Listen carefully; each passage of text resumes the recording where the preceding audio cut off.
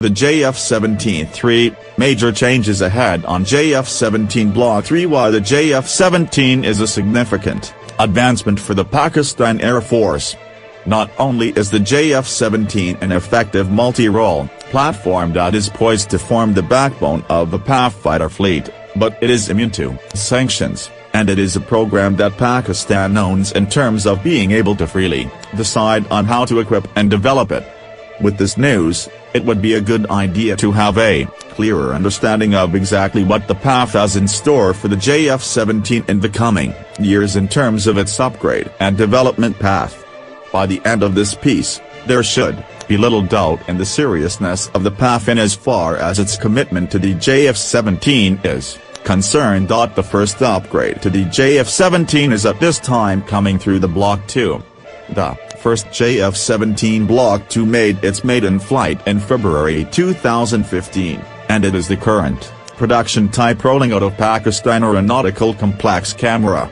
The Block 2 is at heart an iterative update, so it would not be right to assume that it includes significant improvements or changes over the Block 1 currently in service. Arguably, the most significant change in the Block 2 is the incorporation of an air-to-air refueling probe, and this will enable the JF-17 to refuel in flight with the support of the PAF's IL-78 tankers. The Block 2 also incorporates improvements in the JF-17's avionics and electronic suites. There are rumors about a KLJ-7V2 pulse Doppler radar with increased range. If one were to simply refer to this piece by Janes, it would seem that the Block 2's goal is to increase the JF-17's flight time via in-flight refueling and improved oxygen systems, and mission usefulness. In-flight refueling can free up hard points that would otherwise be used for external fuel tanks. The 51st to 100th JF-17s will be Block 2. The first major jump is in reality the JF-17 Block 3, which is currently in development. There are no known airframe updates or changes in the Block 3, but in terms of electronics, it is essentially confirmed that the JF-17 Block 3 will house an active electronically scanned array radar, helmet-mounted display and sight system, and possibly an additional hardpoint suitable for specialized targeting and tracking pods. This news will break down each of these aspects, but if taken together, the Block 3 is positioned to be a significant upgrade. Active electronically scanned array (AESA) radar. The integration of an AESA radar is perhaps the most important development in the JF-17's upgrade path. AESA radars are complex and expensive systems, but they are a standard feature of 4.5 generation fighters, such as the Dassault Rafale and Eurofighter Typhoon. In a battlefield environment that is increasingly ridden with electronic warfare, AESA radars can help fighter aircraft resist enemy jamming, thus helping said fighters successfully engage their targets. An AESA radar is equipped with many small solid-state transmit-receive modules, TRM, and each TRM is capable of emitting its own radio wave. There are many advantages born out of this arrangement. The first is low probability of intercept. For example, an older radar would typically send out a single signal per pulse, and that signal will be received by the target's receiver. Over time, that receiver will recognize that the specific signal that stands out of the environment, or background noise, is an enemy's radar, and thus, the aircraft using its radar will have its presence exposed. An AESA radar, on the other hand, is much more difficult for radar warning receivers, RWR, to interpret, as that radar is not just one unit sending one signal, but many small TRMs sending different signals.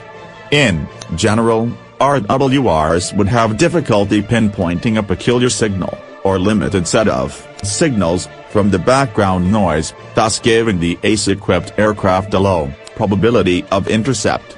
In general terms, the AESA-equipped fighter is more difficult to detect. The second advantage is higher resistance to jamming from an adversary's electronic warfare suites. Older radars cannot as easily change their frequencies, and as a result, a jamming system would have a higher chance of registering that specific frequency and sending out that very same one to confuse the pulsing aircraft. Modern radars could change their frequencies with every successive pulse, but a NASA radar could go a step further by emitting different frequencies within a single pulse. Here, jamming would become much more difficult as there is no single frequency to expose from the background noise. Given that an ESA radar is composed of different TRMs transmitting discrete signals, groups of TRM can be allocated to take on specific tasks. For example, one can engage in targeting, the other encounter jamming. If the JF-17 were equipped an ESA radar, its ability to withstand enemy jamming as well as close in on enemy targets with a low probability of intercept would make it a much more effective system. That said, it is important to note that while an ESA radar can offer these advantages, it is imperative that one not sacrifice tracking range and engagement capabilities. If the PAF wishes to see the JF-17 Block 3 substantially improve upon the Block 1 and Block 2, then it should ensure that its ESA radar substantially improves upon the KLJ-7's range and ability to engage targets. In other words, the JF-17 Block 3's ESA radar could very well be an expensive system, and that will likely serve as an impediment. Speaking of impediments, there is also the question of sourcing. In an article meant for the 2015 Paris Air Show, Alan Warrens, a very credible PAF watcher, noted that a radar from the British-Italian firm Solexess was in the running. On a defense news piece, retired PAF Air Commodore Kaiser Tefale was quoted saying, "Given the Western concerns about transfer of sensitive technology, which could find its way further east, I think we may have had no other option but to buy Chinese." This is an extremely important point.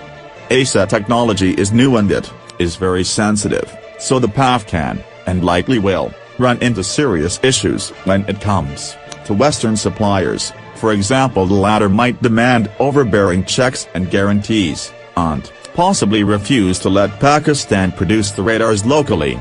It is very likely that the PAF will ultimately eschew its Western options and go Chinese, especially if the latter enables the PAF to learn and understand ESA technology more deeply and bring this prized technology to local production.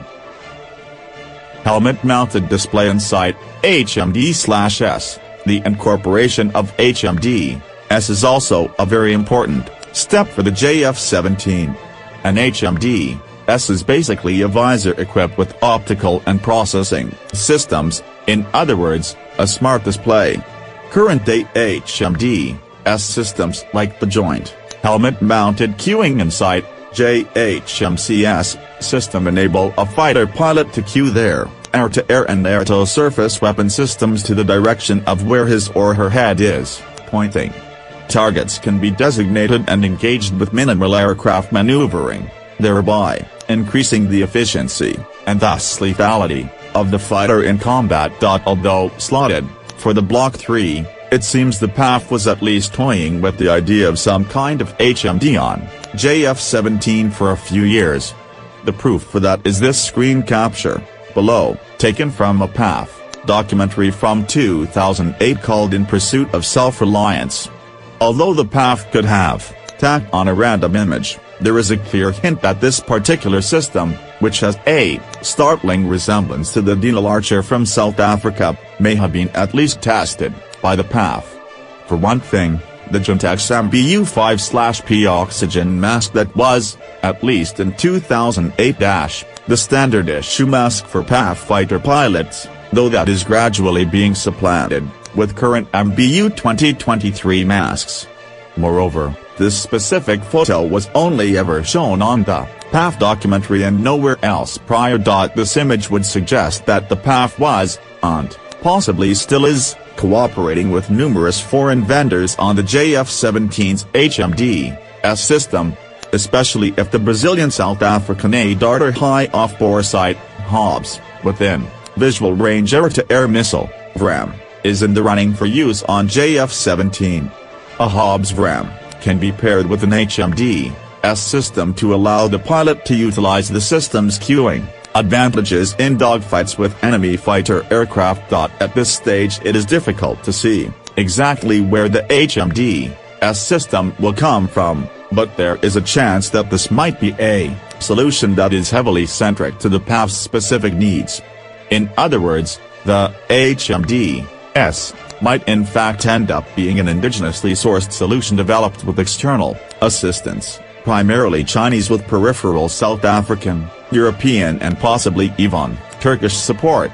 The rationale for this argument is the reality that the JF-17's HMDS will need to be accessible to the full range of potentially compatible air-to-air and air-to-surface munitions in use by the PAF. An imported solution with limited access to the technology will limit the PAF from freely using the system, thus mitigating the actual need and advantage of the JF-17. It is important to note that the PAF already uses an HMDS system with its F-16S, the Boeing JHMCS. There is a good chance that the JHMCS is in fact influencing the PAF's idea of a suitable HMDS, and as a result, one might see the PAF's solution adopt a few similar characteristics. For example, the JHMCS was designed to be adapted to a modified HGU-55/P helmet, the standard issue helmet in use by the U.S. Air Force and many other air forces, including that of Pakistan's. Modularity and flexibility are key advantages to have, and a possible solution might even mirror the Thales Vision X Scorpion helmet-mounted cueing system, HMCS. The Scorpion was developed to essentially fit onto the HGU-55/P helmet with an add-on mount. The mount could also be used to fit night vision goggles, NVG, in lieu of the HMDS visor. Additional station for specialized targeting pods. It is possible, though not clearly verified, that the JF-17 Block 3 would have an additional station or hard point, likely under the fuselage, by the chin, to house special-purpose targeting pods. One incredibly useful kind of pod would be a system similar in form and function to the Lockheed Martin Sniper Advanced Targeting Pod. The Sniper, which is also used on the PAF's F-16S, is a multi-purpose pod that allows for tracking, targeting and engagement irrespective of the time of day or the weather. The Sniper can be paired with a wide range of air-to-surface weapon systems, including laser-guided bombs, LGB, and TBE-guided standoff missiles such as the AGM-65 Maverick. Although the JF-17 could house such a pod in one of its existing hard points, if the pod were in fact light and deployable in a separate area, the JF-17 would be able to utilize all of its existing stations for actual munitions and fuel tanks, if aerial refueling were not available or sufficient.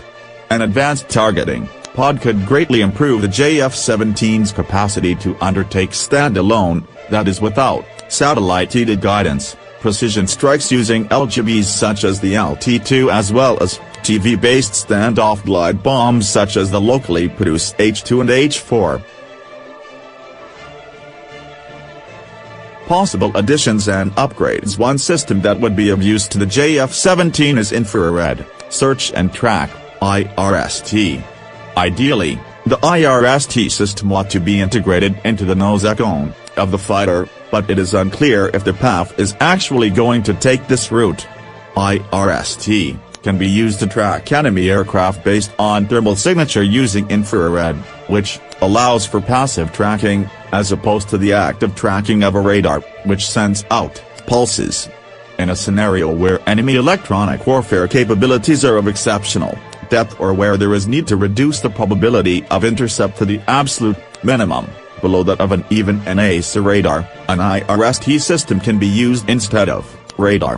An IRST system can be paired with a 5th generation Hobbs RAM, enabling the JF-17 to dogfight with minimal effects from enemy jamming. Another area of discussion is the JF-17's turbofan engine, the Russian Rod-93, a variant of the Rod-33 used on the MiG-29. A Higher thrust engines such as the in-development Road 93 mA can help the JF-17 in achieving a better thrust-to-weight ratio, TWR, enabling improved maneuverability, speed and payload. Again, it is unclear if an engine change is on the horizon for the JF-17 program, and if so, whether it would be incorporated as early as the Block 3. A new engine may be more likely on a later variant, especially if said variant exhibits a lighter airframe, as a result of a higher proportion of composite use. When taken collectively, the major changes coming with the JF-17 Block 3 will offer a significant leap for the PAF. It is important to remember that this upgrade will not be confined to a few planes, but in time it will be diffused across the rest of the PAF's JF-17 fleet. The Block 3 will probably be the upgrade that defines the JF-17 more as a high-tech asset and a potent force multiplier. Islam's enemies should understand this now. Pakistan is not a soft target for them. If someone looked at Pakistan with a bad view, he would become a story of past.